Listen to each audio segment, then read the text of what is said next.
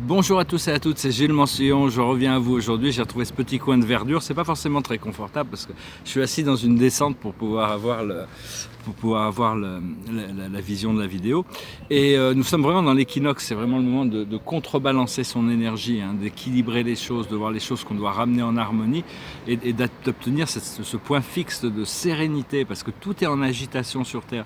Les atomes sont constamment agités, ils tournent, ils tournent, ils tournent, les cellules sont agitées, on est tous agités, donc il faut essayer de trouver cette sérénité à l'intérieur, c'est ce que l'on recherche. Alors je pensais faire une lecture de tarot pour cet équinoxe avec le tarot de Osho et voir les 12 constellations. Alors la première constellation, c'est la constellation du Bélier, donc spécifiquement pour les Béliers, mais pour tout le monde. Là, pour tout le monde, c'est ce qui est potentiel, hein, c'est vraiment une prise de conscience, c'est le awareness, c'est-à-dire c'est le chariot, c'est vraiment le pouvoir d'avancer, la connaissance, c'est une lumière qui vient de l'intérieur. Après ça, en taureau, plus spécifiquement pour les taureaux, mais pour tout le monde, c'est ce qui est actuel.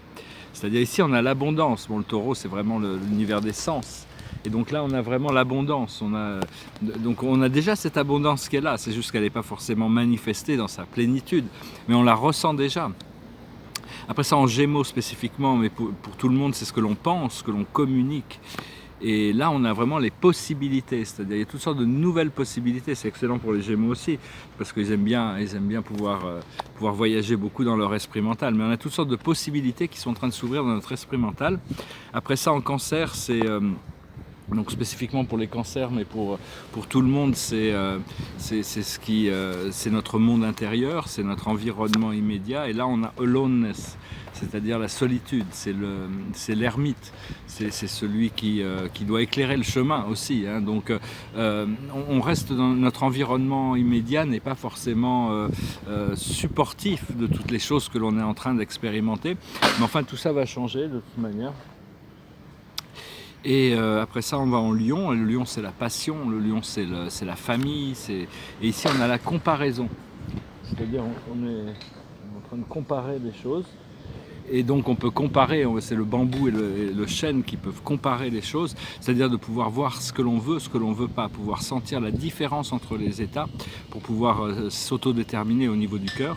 Après ça, en Vierge, c'est vraiment ce que l'on se nourrit, les choses dont on se nourrit, c'est la manière qui nous demande d'adresser notre santé aussi, la Vierge, et matériellement et spirituellement. Et là, c'est une renaissance, on se prépare pour une renaissance. Donc il y a vraiment c'est le chameau qui était complètement endormi, qui se réveille et qui prend la forme du lion, hein, dans le cœur, c'est la force et la gentillesse. Ouais, on est en Vierge là. Et après ça, en balance, c'est-à-dire c'est toutes les relations sociales, toutes les affaires, les relations intimes. Ici, on a l'état de réceptivité, donc on est vraiment réceptif des choses. Il faut continuer à être réceptif des choses, hein, rester bien présent dans le présent. Après ça, en Scorpion, c'est ce qui vient du subconscient, on a la conscience, c'est-à-dire un état de conscience éveillé. Ça correspond à cette première carte du potentiel de l'awareness, c'est-à-dire c'est s'élever au-dessus des choses, c'est la brillance, la clarté. Et donc c'est cette clarté qui revient, qui vient qui vient du subconscient. Après ça, en Sagittaire, c'est ce que l'on vise, c'est nos lois, nos philosophies.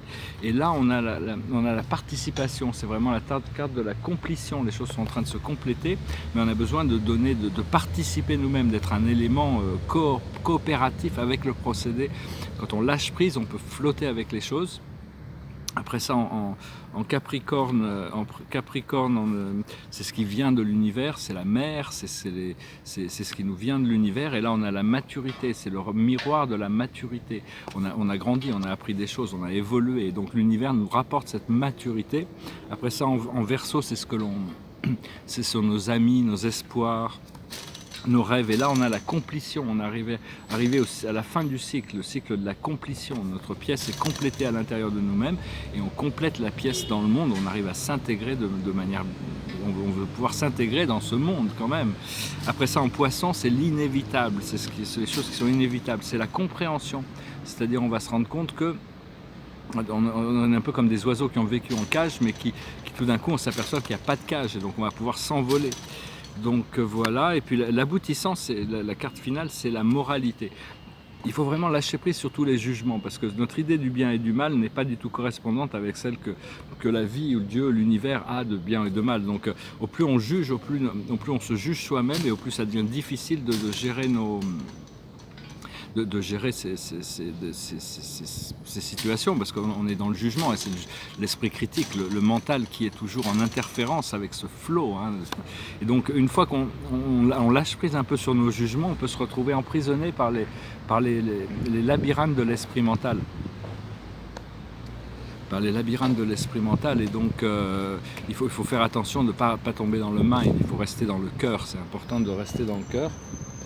De savoir qu'on peut toujours descendre dans le cœur, et puis une fois qu'on lâche prise sur cet esprit mental qui cherche cet ego qui cherche toujours à nous disons qu'il va y avoir quand même dans les mois qui viennent là beaucoup de résolutions, et donc on trouve le maître, on va arriver dans cette ascension, on va trouver la maîtrise de nous-mêmes, on va plus se laisser donc voilà, c'est tout un programme qui se présente devant nous, hein. Il faut vraiment lâcher prise sur tous ces jugements, et puis surtout sur les jugements et sur tous ces labyrinthes de l'esprit. Voilà, j'espère que ce message aura été intéressant pour vous. Je venais vous saluer.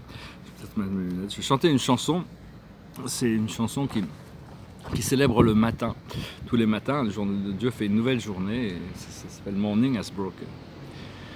Morning has broken like the first morning. Blackbird has spoken like the first bird. Praise for the singing, praise for the morning, praise for them springing fresh from the world. Sweet the rain you fall, sunlit from heaven, like the first dew fall on the first grass.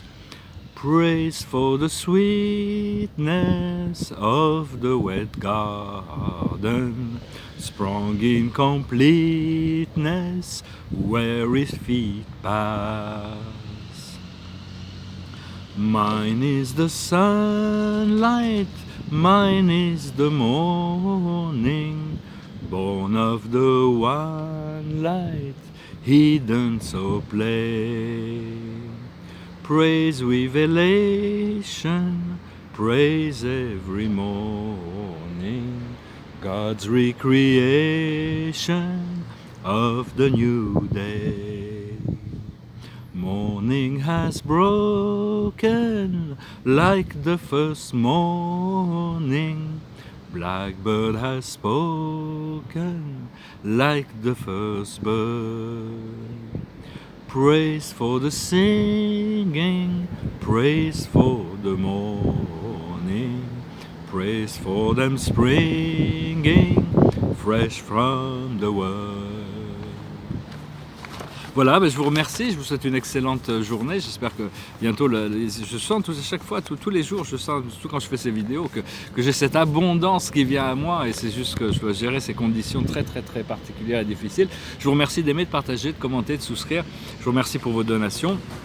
Elles me sont encore utiles. Bientôt, on sera plutôt dans la célébration. On n'aura plus trop le temps de se poser trop de questions, hein. Je vais vraiment pouvoir, faut que je m'occupe de cultiver ma clientèle et